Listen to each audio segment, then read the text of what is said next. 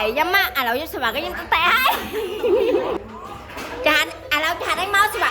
nhắm sao bà cái nhắm té này nè sấy sạch phải chăm phun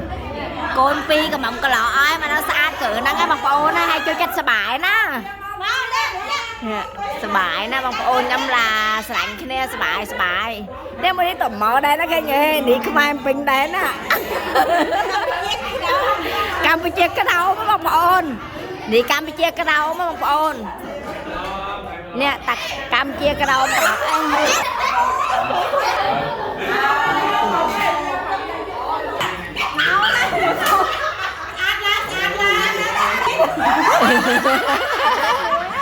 đi bằng phôn về sờ bài tên nó bằng phôn ơi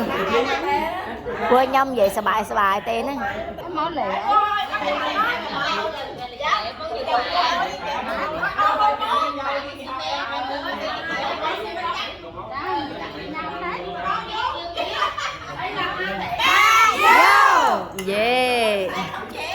yeah